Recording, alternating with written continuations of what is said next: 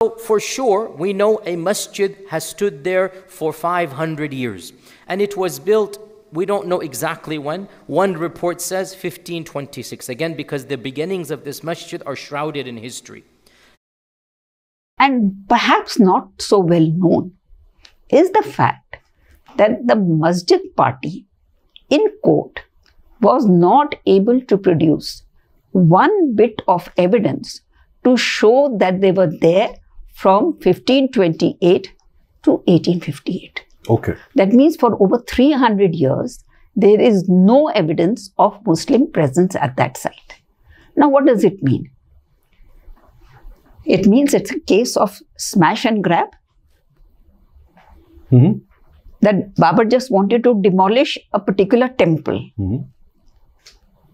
And he occupied that space, and that's the end of the story. Okay. Perhaps there were not that many Muslims to offer namaz over there. But the fact is that when we talk about contesting claims, the Hindu claim at that site is so well documented that it is amazing. Now, I would like to give you the first evidence that we have. It is of an English traveler to India. His name was William Finch. He came around 1604 or 1608. So he is traveling wherever he is going, he is writing his account. Okay. And he doesn't know that this account is going to be used 400-500 years later. Right. So in any case, he comes to Ayodhya and he goes to that site. And he says that, Hindus come here, they take a dip in the Saryu river. And, there are Pandits who record the names of these people who have come. And when they go back, they take black burnt grain with them. Now, that is something which needs to be explained because that has a lot of significance. Okay. One of the first mentions we have of this masjid in Western sources is around 1750. A Christian Jesuit priest traveled through India and he wrote a chronicle of his journey. And if you want to find his name in writings, it is translated in English as well. His name is Joseph Tiefenthaler. Joseph Tiefenthaler.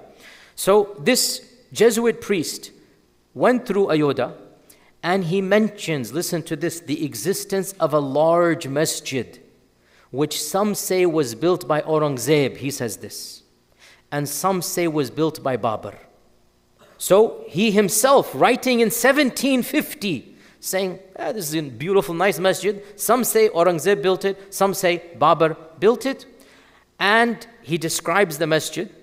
There's three domes on it. You'll be able to see color pictures of the masjid because it was demolished in 1992. So we have color pictures. So he describes the three domes. He describes some of the beauty inside. He describes one of the unique things that the Delhi Sultanate and also the Mughal Empire was known for. And that is, all the Indian Pakistanis know this. If you go to one of the ancient Mughal and Delhi Sultanate structures and masjids, they have acoustics down to an unbelievable science.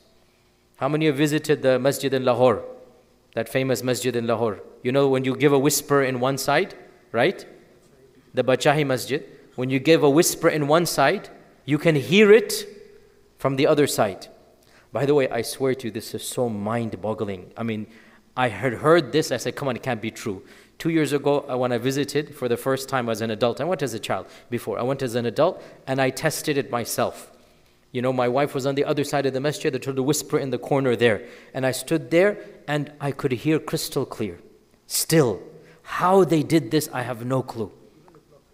Even the clock ticking, you hear it. Yes, you can hear the clock ticking. So this Jesuit priest describes this phenomenon inside the masjid.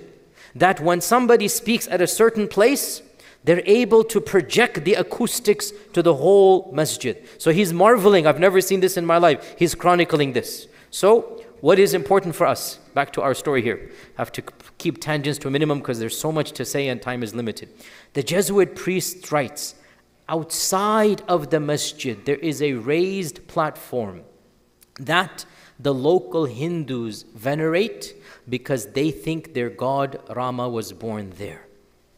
This is a key historic fact that from 1750 there are two places separate from one another but in visual distance. No riots, no animosity, no fighting. Here's the masjid and there is a small temple. This is the masjid, beautiful. This is the temple the Hindus are venerating and thinking that Rama was born there. This clearly indicates that there were two separate facilities in close vicinity to one another and nothing major is going on. Then the next account is by a Jesuit traveler. I can't call him a traveler because he lived in India for 40 years. Okay. And he even died in India and is buried in India. I see. So he wrote copiously because he was, he was interested in science, mathematics, so many other things. And his works, in his work on Ayodhya, he lived in this area for 7 years. Okay. He lived in India for 40 years, but in this Awadh area for 7 years. Okay. And his account is very, very significant because he's the first person to say, he provides sketches of the building, and he's the first person to say that, the Hindus have created a Vedi. Vedi means Vedi or cradle. Okay. Cradle is for a newborn. Of course. So he says they have created a Vedi and they come and circumambulate around it. And on Ram Navami, he mentions Ram Navami, so many people come. So these are eyewitness accounts of Hindu presence at that site. And then, we have this officer of the Faizabad District Court. In 1822, he files a report in the Faizabad District Court and he says that Babri Masjid was built on the temple and it is next to Sita Ki Rasoi. Okay. So he is saying that Babri Masjid is built on the Janmasthan temple. After that, I forgot to mention one more thing. That, Akbar, Emperor Akbar, he gave 6 bighas of land to Hanuman Tila. Okay. Hanuman Tila is very near the Janmasthan in Ayodhya. Okay. And that grant that he gave had to be renewed about 100 years later by a subsequent Mughal emperor.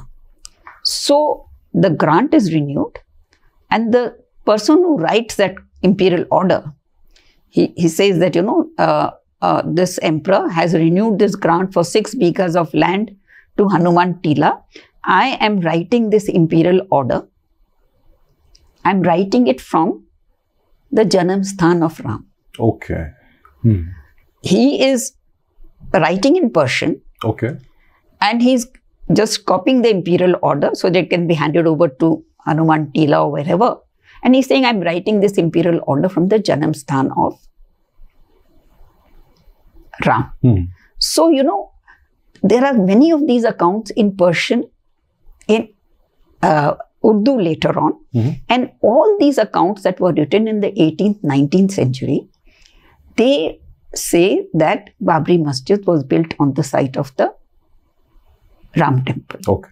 There is no account that I'm aware of that was written in the medieval period in Arabic, Persian or Urdu, which says that Babri Masjid was built on vacant land. Okay.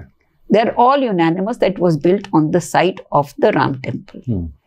And what is very interesting, I think it was Lord Ram trying to protect his territory, that, in the British period, many cases were filed between the Mahents and the Mutawallis of the masjid. Because the Mahents were, when I talk about masjid, I have to clarify that there is a compound. In that compound, there is the masjid and the rest is vacant land within the boundary. So, that means that the masjid people have come in at some point, we don't know when. Because for 300 years, they were not able to produce any evidence of their presence over there. Okay.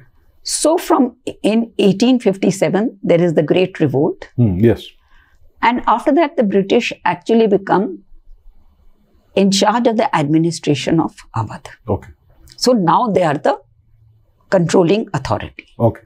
So from 1858, the judicial apparatus is under their control. So in Faizabad District Court, from 1858 till 1947, there are a series of cases which the two parties have filed against each other. Okay. And it's miraculous that no attempt was made to protect these valuable documents, and they survived intact until the cases came up for hearing in independent India. I see.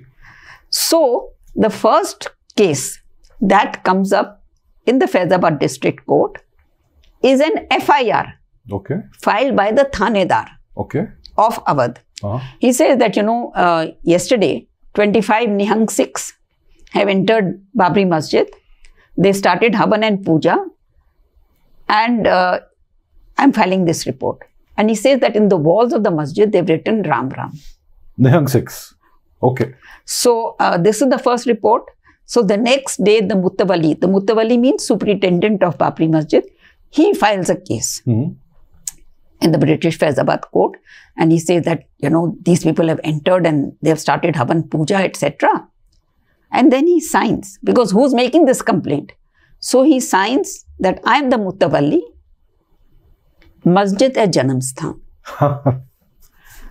Anywhere in the world, can you have a masjid named Janamsthan? That itself is a giveaway. It is. So, they were very conscious of what they were doing. Then, the revenue records of the British, British were very careful about collecting revenue. Wherever they went, the first thing they did was to prepare the revenue settlement.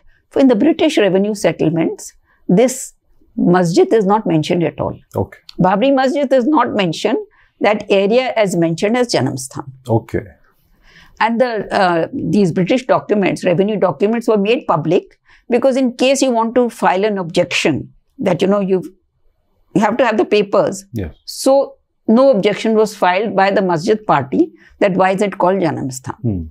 Babur wrote his own life and times, and it is called the Baburnama, and it is available even in English, that has been translated. Babur wrote his own, he literally writes day by day a journal. One of the only Muslim rulers in all of our history to write a journal and chronicle, and it is published and available. And he writes in meticulous detail, sometimes even the meals that he had, sometimes even the fun and games, sometimes even the trivial. In the Baburnama, he does not mention the building of this masjid. He doesn't mention it. And this is one of the theories why they say either he didn't build it, or maybe it was built in his time, but it wasn't of that importance. It's going to become important later on. And we know historically, the masjid's name was not the Babri Masjid throughout the 15th, 16th, 17th century. It had another name. That the ASI conducted excavations on orders of the Allahabad High Court. When was this? In 2010, I think. Okay. 2010 judgment came, I think it was in 2007. So the ASI conducted excavations at that site. Okay. Two things I want to say about the excavations. First of all, the excavations showed continuous occupation of that site from the 2nd millennium BC. 2nd millennium BC. Okay. Second. Okay. Second, that site was never used for habitational purposes. Okay. No palace of a king or dwelling of a important person was ever made there. There were a series of sacred structures, one after the other. Okay. Including a shivling, etc. And then they found that there was a temple there in the 10th century. Okay. That temple was destroyed. Okay. So there is evidence of destruction. Yes. Okay. And they said that on that destroyed temples, in the 12th century, this grand Ram temple was built. Okay. Why is it important? Because it shows that the Hindus are determined never to surrender that site. So when that temple was destroyed, we don't know how it was destroyed, but on that they built the temple in the 12th century, which Babur destroyed in the 16th century.